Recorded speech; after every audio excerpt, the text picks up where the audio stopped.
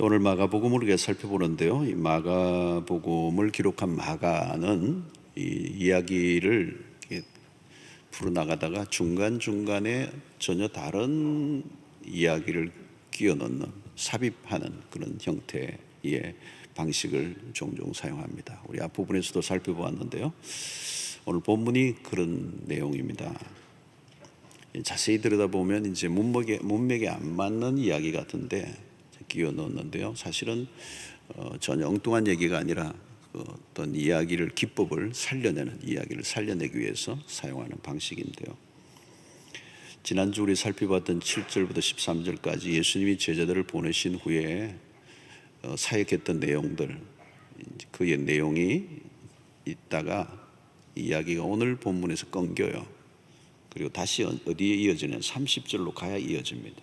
중간에는 세례 요한이 죽는 장면, 죽는 사건이 나옵니다. 그래서 오늘 14절부터 29절까지 이 얘기는 세례 요한에 대한 죽음의 과정, 헤롯에 대한 얘기가 나오는데, 오늘 본문의 얘기를 자세히 읽다보면, 여러분들이 성경 읽다 보면 뭐가 이렇게 막 뒤섞여 있는 것 같은 느낌이 들어요. 시간의 배열이 뒤섞여 있어서 그렇습니다. 오늘 14절부터 16절은 이미 이제 세례 요한이 죽은 이후에 지금 현재형으로 지금 쓰여지고 있는데요. 예수님의 사역이 주목을 받자 헤롯이 깜짝 놀라는 거예요. 죽은 세례 요한이 다시 살아난 거 아닌가, 이렇게 착각을 했습니다. 이 세례 요한이 죽는 얘기는 그동안 나오지 않았습니다. 근데 이미 죽었던 거죠. 세례 요한이 붙잡혔던 얘기가 나옵니다. 1장 14절 마가복음 시작할 때 나왔습니다. 요한이 잡힌 후 예수께서 갈릴리에 오셔서 하나님의 복음을 전파하여. 이 세례 요한이 잡혔다는 것 외에는 그동안 언급이 없었습니다. 그래서 그동안 무슨 일이 일어났는지 알 수가 없었어요. 거대한 센세이션을 일으켰던 세례 요한. 자, 예수님의 등장으로 세례 요한이 뉴스의 중심에서 벗어났던 것 같아요. 세례 요한에게 무슨 일이 일어났는가? 헤롯에 의해서 죽임을 당했습니다. 이제 세례 요한이 그 죽은 세례 요한을 죽였던 헤롯이 악몽에서 아직도 벗어나지 못하고 있는 거죠. 그래서 예수의 활동이 본격화되니까 세례 요한이 살아난 것 아닌가, 이런 착각을 하는 장면이 오늘 14절에서부터 16절까지 있습니다. 자, 마가는 왜 갑자기 세례 요한의 이야기를 다루고 있을까? 세례 요한의 죽음은 곧 이어질 예수의 죽음과 연결되기 때문입니다. 자, 오늘 본문은 세례 요한이 어떻게 죽게 되었는가를 소상하게 다루고 있는데요. 헤롯 왕이 출연합니다. 성경에는 헤롯 왕이 여러 명 있습니다. 그래서 우리가 들어보면 누가 누군지 잘 모르는데요. 예수님 탄생 때 있었던 헤롯 있습니다. 그 헤롯은 헤롯 대왕이라고 합니다. 그는 예수님의 탄생 이후에 얼마 있지 않아 죽습니다. 본문의 헤롯은 그의 아들입니다. 헤롯 안티파스. 예수님 당시 갈릴리 지방을 다스리던 왕이었습니다. 이 사람은 개인사가 매우 복잡한 사람입니다. 자, 오늘 17절에 잠시 언급이 있죠. 전에 헤롯이 자기가 동생 빌립의 아내 헤로디아에게 장가든 고로. 무슨 얘기입니까? 이 여자를 위하여 사람을 보내어 요한을 잡아 옥에 가두었더니, 그랬습니다. 이 왕실의 도덕성을 알려주죠. 세례 요한이 가만히 있을 리가 없습니다. 회개와 심판을 선포하는 이 세례 요한이 죄를 지적한 거죠. 그러니까 감옥에 집어넣어 버린 것입니다. 18절 보면 이에 요한이 헤롯에게 말하되 동생의 아내를 취하는 것이 옳지 않다 하였습니다. 당연한 얘기죠.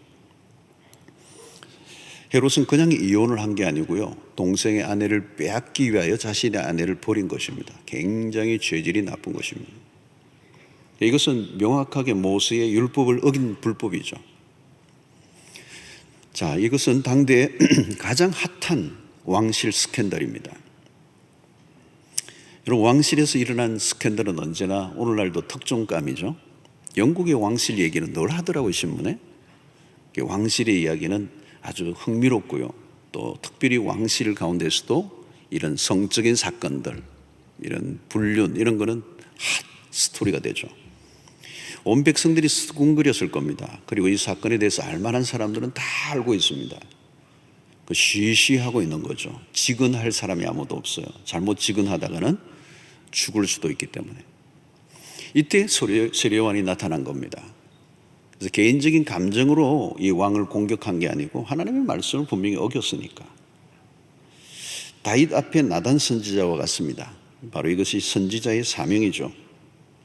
헤로드 왕의 죄는 겉으로 보면 동생의 아내를 취한 부도덕함이지만 그것보다 더 큰 죄가 있습니다. 하나님을 두려워하지 않는 죄입니다. 여러분, 어떤 죄도 하나님을 무시하지 않고는 지을 수가 없습니다. 하나님과 관련된 것입니다.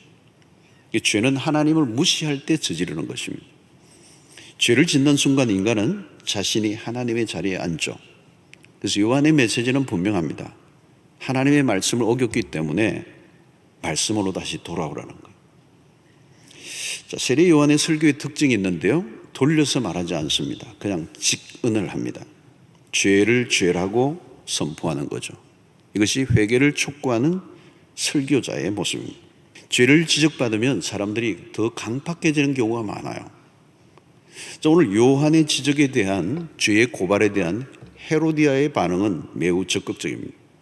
19절을 보면 헤로디아가 이 헤롯과 그러니까 제수씨가 되는 거죠. 이 헤로디아가 요한을 원수로 여겨.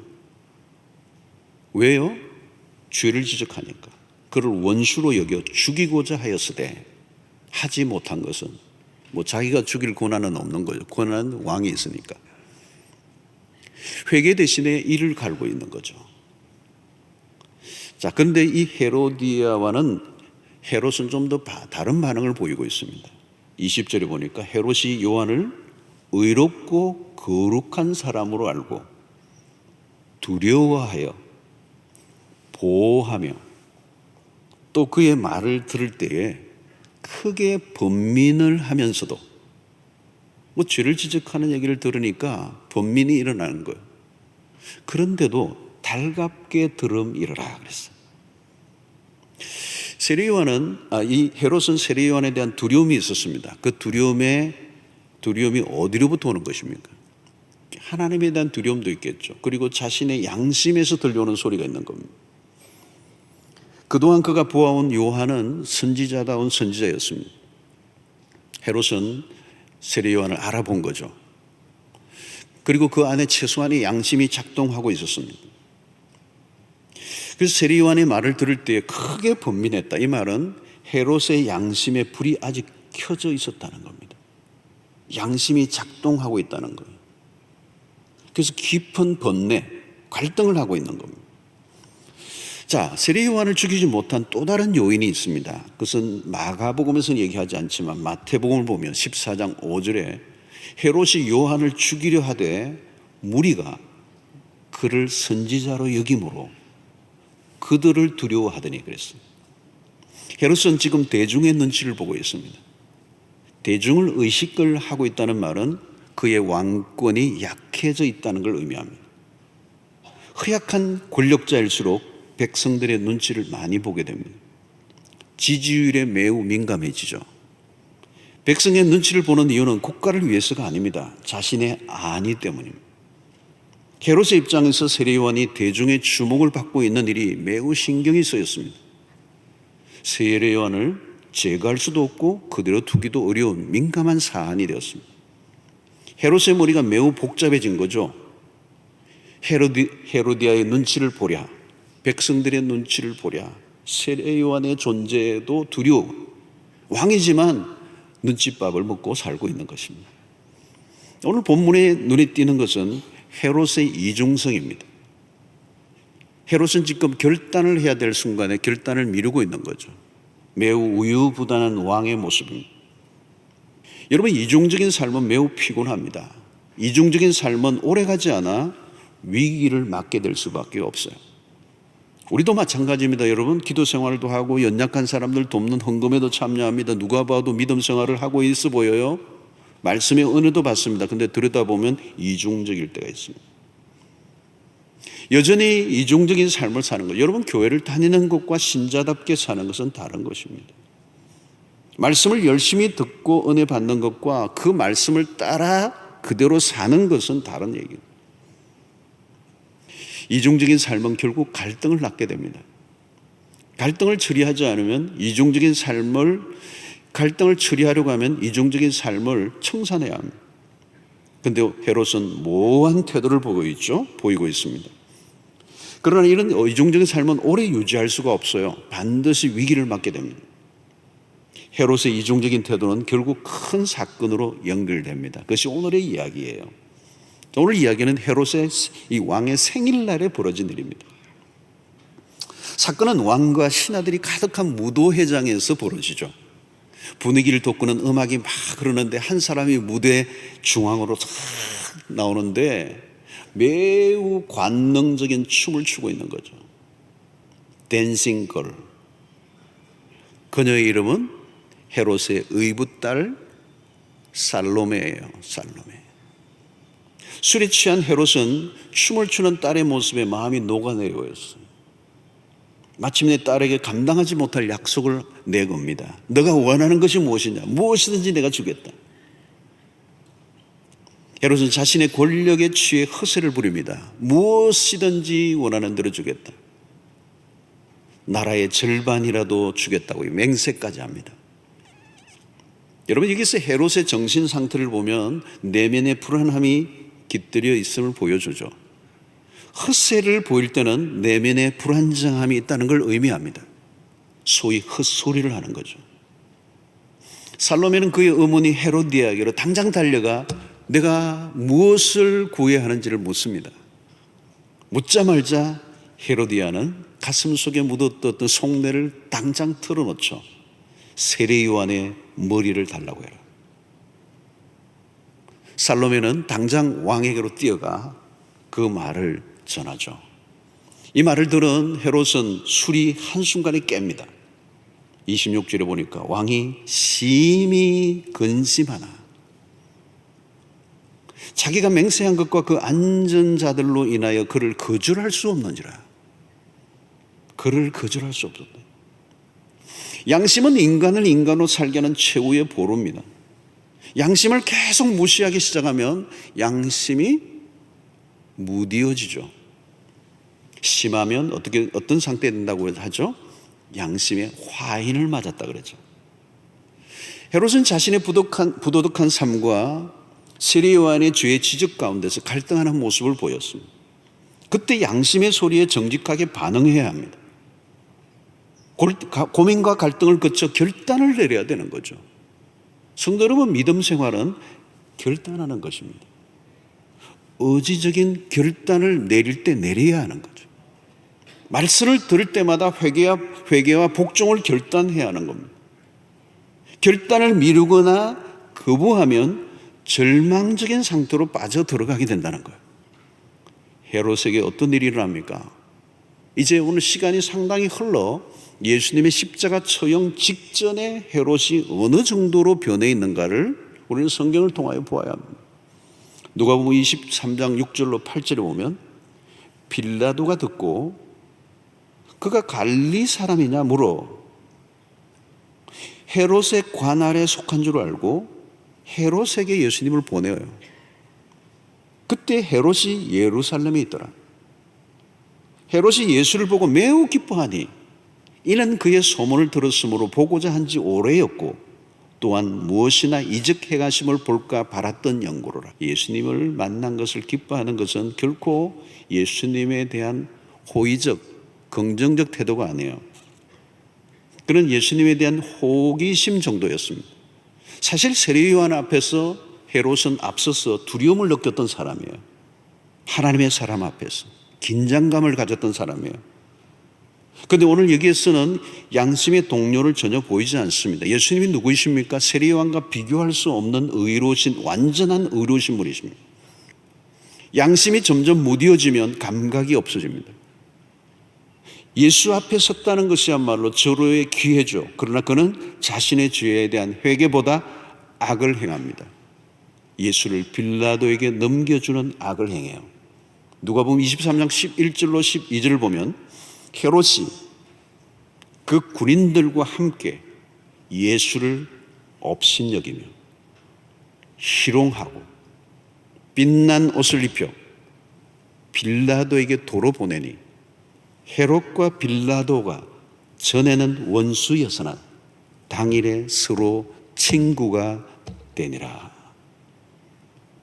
사랑하는 성도 여러분, 타락은 하루아침에 일어나는 일이 아닙니다. 악도 시간 속에 숙성이 돼요. 하나님의 음성을 흘려듣다 보면 조금씩 맛이 갑니다. 헤롯을 통하여 우리에게 주시는 교훈은 무엇입니까? 인간이 얼마나 변질될 수 있는가. 영적인 감각이 죽으면 무슨 짓이라도 할 수 있다는 겁니다. 처음 회개하라는 외침에 헤롯이 두려움을 느꼈을 때, 그때가 중요한 시점입니다. 구약의 다윗 역시 밧세바의 사건 이후에 한 1년의 공백이 있어요. 그 영혼은 깊이 잠들어 있는, 양심의 소리도 눌러버렸어요. 어찌 남의 아내를 빼앗고 그 충신을 죽여버렸던 그 죄를 범했던 이 다윗, 그런 매우 감수성이 예민했던 사람인데 이미 자신의 양심의 소리를 다 눌러버렸어요. 그런데 어느 날 나단 선지자가 찾아왔을 때, 메시지를 들을 때 영적으로 무디어져 있는 겁니다. 그 설교가 자기 자신에게 행한다는 사실을 전혀 인식하지 못해요. 할 수 없이 나단 선지자가 그에게 정면으로 당신이 그 죄를 지었다고 이야기하자 비로소 자기가 지은 죄를 깨닫게 됩니다. 인정하게 됩니다. 다윗은 헤롯과 달라요. 그는 왕의 체면을 포기하고 하나님 앞에 죄를 고백합니다. 자신의 죄를 합리화하지 않았습니다. 사랑하는 성도 여러분, 죄를 죄로 인식할 수 있는 단계는 희망이 있습니다. 설교를 들을 때 죄를 죄로 느껴진다면 좋은 정상입니다. 성경을 묵상할 때 죄가 보이면 소망이 있습니다. 그런데 여러분, 말씀을 계속 거절하면요, 하나님이 더 말씀을 하시지 않습니다. 성경을 아무리 봐도 깨달음이 없어집니다. 죄에 대한 애통함이 있어야 됩니다. 자신이 지은 죄에 대한 아픔을 느껴야 합니다. 몸도 마찬가지입니다. 죄를 지적하는 일을 통하여 사람들이 달가워하지 않기 때문에 설교자들은 내면에 늘 번민이 있습니다. 현실과 타협하고 싶은 것이죠. 압력을 견뎌내야 돼요. 때로는 미움을 당할 수도 있지만 그럼에도 외쳐야 합니다. 죄를 다루는 일은 언제나 즐거운 일이 아닙니다. 그러나 설교는 죄를 다루는 일이 핵심이에요. 여러분, 죄를 다루지 않으면요, 복음이 필요 없습니다. 물론 죄를 드러내고 지적하는 게 목적이 아니죠. 복음으로 이끄는 것이 목적입니다. 복음을 알지 못하는 사람은 설교자를 오해해요. 사람들은 복음을 달구하지 않기 때문에 죄를 지적하는 일은 매우 위험한 일이 되는 것입니다. 죄인의 정체를 드러내는 일로 인하여 세례 요한은 죽음에 이르게 됩니다. 영적으로 어두운 시대의 선지자의 사명이 얼마나 거칠고 힘든가를 세례 요한의 죽음을 통하여 우리에게 알려주고 있습니다. 성도 여러분, 세례 요한이 죽었다는 것은 무엇을 시사하고 있는 것입니까? 세상 속에서 그리스도인들이 당할 운명을 상징적으로 그려주고 있는 것입니다. 세상 속에서 그리스도인이 빛으로 살면 핍박을 받게 되어 있습니다. 어둠의 공격을 피할 수가 없습니다. 거짓에 동참하지 않고 진실을 말하면 환대를 받지 못합니다. 그런 것을 그러다고 말하는 순간 미움을 당하게 되는 것입니다. 요즘 우리가 사는 시대는 2000년 전이나 별반 다르지 않아요. 영적인 바른 소리가 먹혀 들어가지 않는 시대를 살고 있습니다. 세상 속에 있는 그리스도인 역시 이 죄의 오염도 안에 들어가 있어요. 로마서 13장 11절로 14절에 보면, 또한 너희가 이 시기를 알거니와 자다가 깰 때가 벌써 되었으니 이는 이제 우리의 구원이 처음 믿을 때보다 가까웠습니다. 밤이 깊고 낮이 가까웠으니 그러므로 우리가 어둠의 일을 벗고 빛의 갑옷을 입자. 낮에와 같이 단정히 행하고 방탕하거나 술 취하지 말며 음란하거나 호색하지 말며 다투거나 시기하지 말고 오직 그리스도 예수 그리스도로 옷 입고 정욕을 위하여 육신의 일을 도모하지 말라 그랬어요. 이제 우리의 구원이 처음 믿을 때보다 가까웠고 밤이 깊고 낮이 가까웠다는 얘기를 하고 있습니다. 오늘 우리 시대를 뒤덮고 있는 이 문화 안에 우리도 모르게 따라갈 위험성이 있습니다. 여러분, 영적인 민감성이란 무엇입니까? 작은 죄 앞에서도 식은 땀이 흘러야 돼요. 작은 죄를 지어도 마음에 아픔이 있어야 돼요. 하나님 앞에서 진실한 고백이 우리 안에 있어야 되는 것입니다. 여러분, 내가 살짝 다른 사람을 미워만 했어도 내 안에 편하지 않는 마음이 들어서 그것과 실험을 할 줄 알아야 돼요. 생각으로만 지은 죄라도 그것을 간과해서는 안 된다는 겁니다. 여러분, 큐티를 할 때도 마찬가지예요. 매일 우리는 나에게 주시는 하나님의 음성에 민감해야 합니다. 중요한 것은 여러분, 타이밍이에요. 시기를 놓치면 안 됩니다. 반복적으로 무시하면 위험해진다는 거예요. 그것이 영적인 무딤 현상을 만들어내게 되고, 그 작은 것을 무시할 때 결국은 그 죄에 대한 무덤덤함이 나중에는 갈등조차 하지 않는 단계로 들어가고, 나중에는 어떻게 해요? 내가 나를 믿을 수 없을 만큼 엄청난 죄의 당사자가 될 수도 있다는 사실을 오늘 이 헤롯을 통하여 우리에게 가르쳐주고 있는 것입니다. 깨달음이 막 오는 순간 나도 모르게 내 안에 있는 회개해야 할 것들이 보여요. 그냥 내 안에 있는 고백해야 될 죄가 있다는 사실을 깨닫게 되는 거예요. 그래서 말씀 운동을 하면, 이 말씀 운동은 반드시 무슨 운동으로 이어지게 되는가 하면 회개 운동으로 이어져요. 그게 정상입니다. 그래서 회개에 합당한 열매를 맺게 되는 것입니다. 그래서 돌이킬 때 돌이킬 줄 아는 것, 죄에 대해서 아픔을 느낄 때 소극적으로 대응하지 말라는 겁니다. 신자에게 최악의 상황은 언제인지 아십니까 여러분? 하나님의 말씀이 더 이상 들리지 않을 때, 다르게 보면 깨달아지지 않을 때. 그 말은 뭐예요? 이미 죄에 대한 갈등이 사라져버렸다는 거예요. 그 다음에 우리에게 일어날 일은 어떤 일인지 아무도 알 길이 없어요.